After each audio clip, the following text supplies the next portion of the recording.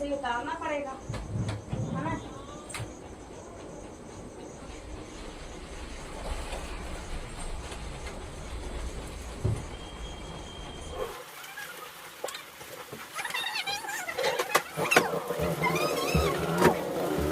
सारे पैसे हैं जो गिफ्ट के तौर में मिले हुए हैं, और मैं तो अंदर थी, मुझे पता भी नहीं चला इसको बर्थडे।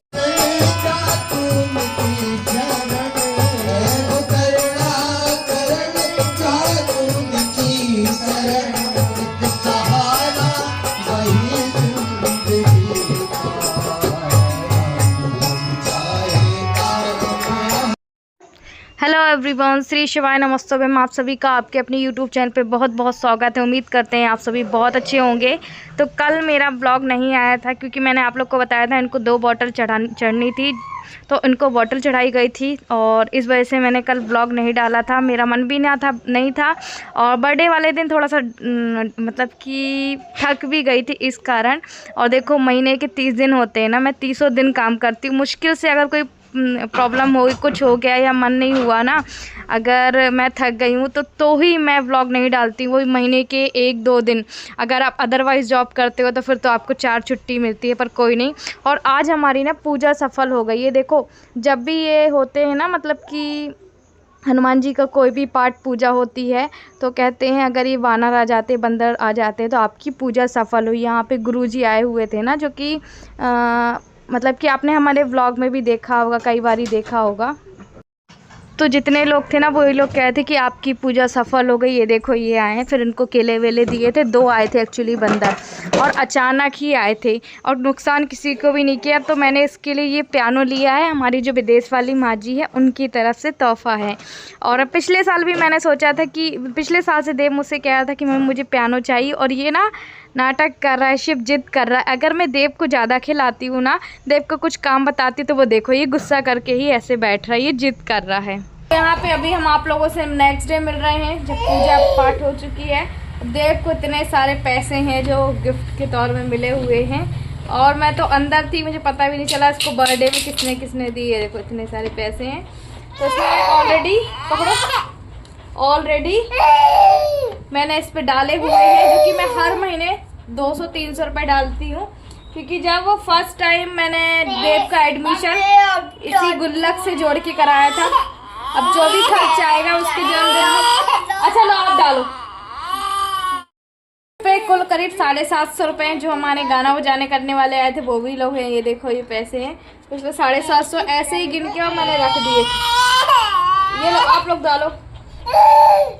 ये लो, 750 रुपये ही है, तो मैं पूरे डाल दे रही हूँ क्योंकि उसके जन्मदिन के मिले थे। अभिषेक को भी कुछ जन्मदिन में मिले थे, वो भी मैंने इस पे ही डाल दिए थे।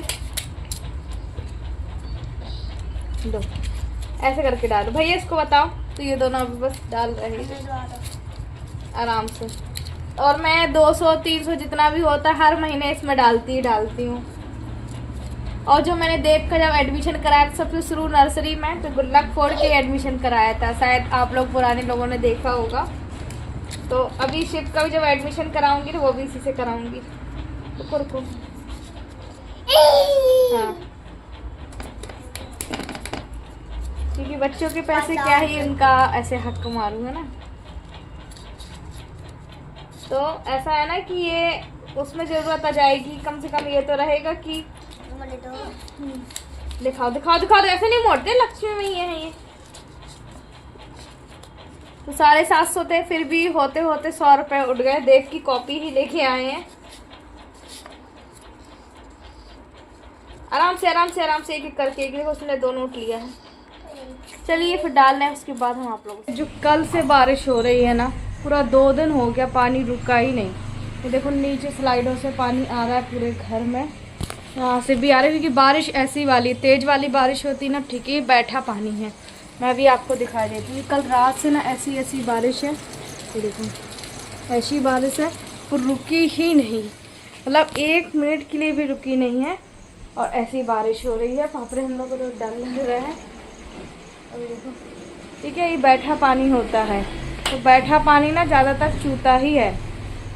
अभी किचन में मैं गई नहीं हूँ, मतलब ब्रश वगैरह की, और आप लोग सीधे बातें कर रही हूँ क्योंकि ना सोफ़ा 2 दिन से ऐसे ही रखा हुआ है और थक भी इतना गए थे ना, आज से कल फिर इनको भी देखना था मुझे, उनको भी बॉटल चढ़ाई गई थी ना, इस वजह से फिर ज़्यादा कुछ कर नहीं पाई थी। अभी कर रही हूँ, मेरी पॉलीथीन निकाल दी है, उसको अच्छे से रख दूँगी मैं। चलो सोफ़ा उतार लूँ, मैं अकेले ही उतारूँगी और क्या करूँगी। चढ़ाते समय तो गैस वाले भैया थे, उनसे करवा लिया था, है ना, और अब अकेले ही करना पड़ेगा। तो ऐसे ऐसे खिसकाऊँगी, देखो ऐसे ऐसे, थोड़ा सा मुश्किल तो है ना। चलो फिर मैं कर लूँ, उसके बाद मिलती हूँ। बस तो ऐसा है, वो गैस वाले भैया आ गए थे तो उनसे मैंने ऊपर रखवा लिया था। हस्बैंड की आपको हालत पता ही है कि वो बिस्तर से ही है, और मैं उनको ये सारी चीज़ें 5 किलो से ज़्यादा चीज़ें उठवाती नहीं हूँ। तो फिर मैं देखो अकेले ही सोफ़ा में रख रही हूँ। थोड़ा सा मुझे डर भी लग रहा था, और ख़ुद को भी मुझे इतना वज़न नहीं उठाना, हालांकि 10 से 15 किलो तो सोफ़े का वज़न होगा ही होगा, पर करती भी क्या, किसको बुलाने जाती। कभी कभी ना ये रिस्क भी ले ही लेती हूँ, मैं सच बताऊँ, और लेना पड़ता है, क्योंकि बस पेट भी दुखने लगा था मेरा, और मैं आप लोगों से बातें कर रही थी। अगर ऐसे बातें करती और ऐसे व्लॉग बनाती तो पता नहीं 30-40 मिनट का व्लॉग हो जाता। तो मैंने स्पीड भी बढ़ा दी है और वॉइस ओवर कर रही हूँ। मेरे बच्चे ना, सच में आप मानो ना मानो, इतने समझदार। उसने देखा मम्मी अकेले काम कर रही है, वो इतना बड़ा भी नहीं है। कभी कभी ना ऐसा अंदर से ना मन दुखी होता है कि भगवान, बच्चों मेरी लाइफ में मेरे को इतना सपोर्ट कर रहे हैं, छोटे छोटे हैं। बस मैं यही बोलूँगी, भोले बाबा हमें कुछ दो चाहे ना दो, बस सुखी रखो हमें। और आज आप लोगों से इम्पोर्टेंट बात भी करनी है, तो आप लोग ब्लॉग में कंटिन्यू बने रहिएगा, और शायद थोड़ा सा आप लोगों को भी अच्छा लगेगा कुछ चीज़ें जो मैं बता रही हूँ। तो यहाँ पे देव ने मेरे साथ काफ़ी ज़्यादा मदद की थी। यहाँ पे आप लोग को मैं बता दूँ कि देखो 2 प्याज के देख रहे हैं जो टोकने। अब आप लोग कहेंगे आरती इतना सारा प्याज ले ली, एक्चुअली हमारे घर के सामने से 10 रुपये किलो प्याज थे। तो प्याज जो होता है ना, अप्रैल मई तक, मतलब मई, आधा मई तक सस्ती चलती है। फिर यही प्याज ना जब पानी गिरने लगता है तो यही प्याज जो होती है 50, 60, 70 रुपये किलो हो जाती है। तो ये चीज़ें हैं जो सूखा सूखा आइटम था, और देखो इतना पानी गिरा है ना कि तकिया आधा गीला हो गया। तो 10 रुपये किलो प्याज थी, तो मैंने फिर ले ली थी। और ये सारी चीज़ें हैं। अब बारिश का मौसम है, 4 महीने तो है, 4 नहीं हमारा 6 महीने चल जाएगा। तो मैं ना छाँट रही थी, कुछ प्याज़ें हैं जो वो ख़राब थी, तो अभी बर्थडे था तो मैंने उसकी वजह से जो समेट के रख दी थी। तो अभी देव मेरे साथ जो है कि वो हेल्प करा रहा है। अभी यहाँ पे देखो मैं वही है कि काम कर रही हूँ। पिछले 2 दिनों से सोफ़ा ऐसे ही रखा हुआ था, मुझे लगा कि कोई आएगा मेरे घर तो मैं उससे काम करवा लूँगी, उससे काम करवा लूँगी, पर कोई मेरे यहाँ आया नहीं, और मैं बुलाने किसको जाती, मुझे अच्छा भी नहीं लग रहा था। इस वजह से फिर मैंने खुद कर लिया था। अच्छा, मुझे किसी ने पूछा था ये पूजा पाठ आरती आपने करवाई हो, उसका क्या कैसा है। एक्चुअली ना ये मंडली का जो उन्होंने लाया था ना पियानो यानो, उसमें कुछ ऐसा ऊपर ही नहीं था, ढोलक जो भी थे उन्होंने ही लाया था। सिर्फ हमारा 1500 रुपये लगा था। थोड़ा सा आपको ज़्यादा भी लगेगा, कुछ लोगों को कम भी लगेगा, पर अपने अपने इलाके का ये रहता है ना। तो ठीक है, उसका अच्छे दिन में जन्मदिन पड़ा था, शनिवार भी था, तो फिर मेरे दिमाग में यही आया था। और एक केक कट किया था जो कि मेरे सासू माँ लेके आई थी, बोले नहीं इतना सब कुछ कर रही हो तो एक केक भी काटना चाहिए जिसमें कि बच्चे को याद रहे। तो फिर उन्होंने केक काटा था, मेरी ओर से पूजा पाठ थी, उन्होंने केक कटवाया था, जो कि मेरे हस्बैंड ने ब्लॉग डाला था, किडनी ट्रांसप्लांट कपल ब्लॉग। और यहाँ पे देव मेरे साथ जो है काम करवा रहा है। शिव अभी जो है वो मस्ती कर रहा है अंदर, तो मैंने उसको टीवी चालू कर दिया है। ऐसे ही होता है, और ऐसे ही मैं काम भी करती हूँ, क्योंकि अब आपको पता है कि बच्चे हैं, बच्चे तो उधम करेंगे ही। और फिर उसके बाद मैं सोचती हूँ ना, बेचारे ये मासूम क्या जाने कि क्या उसके पापा को तकलीफ़ हुई, क्या नहीं हुई है। अच्छा, कुछ लोग ना मुझे बोलते हैं कि आरती मेरे हस्बैंड के साथ भी ऐसा हो गया, मेरी माँ के साथ ऐसा हो गया, मेरे बच्चे के साथ हो गया। तो जो मेरा दुख तकलीफ़ समझते हैं ना, वो मुझे जानते हैं कि ये लड़की क्या औरत सह के और चल रही है। जो लोग नहीं जानते हैं ना, जो लोगों को लगता है ना कि बस ऐसे ही है, इसकी लाइफ तो आसान है, क्या है, खा रही है, पी रही है, इसके बच्चे अच्छे हैं, ये अच्छी है, पर जो अंदर की कहना चाहिए जो होल मेरी ज़िंदगी में हुआ है ना, वो किसी भी चीज़ों से नहीं भर सकता। और मुझे उसी दर्द के साथ अब ज़िंदगी भर जीना है कि हाँ मेरी ज़िंदगी में ये है। क्योंकि देखिए, अगर छोटा मोटा कोई तकलीफ़ होता तो आज नहीं कल उसकी उम्मीद भी होती, पर जो मेरे हस्बैंड के साथ हुआ है, किडनी ट्रांसप्लांट हुआ है, एक रिस्क भरी ज़िंदगी है, कभी भी कुछ भी प्रॉब्लम हो सकती है। जैसे आप लोग बोलते हैं ना, आरती आपको ये प्रॉब्लमें होती हैं तो क्या है क्या नहीं है, आप अच्छे से डॉक्टर को दिखाओ। तो जी नहीं, सारे किडनी ट्रांसप्लांटों के साथ होता है, पर जिसके पास कोई टेंशन ना हो, सारी चीज़ें अवेलेबल हो, उसके साथ पूरी फैमिली खड़ी हो सपोर्ट में, तो उसके साथ इसलिए नहीं, क्योंकि आधी सी जो अधिक बीमारियां हैं ना, वो सिर्फ और सिर्फ टेंशन में ही होती हैं। तो इसीलिए मुझे इसी दर्द के साथ ही ज़िंदगी जीना होगा।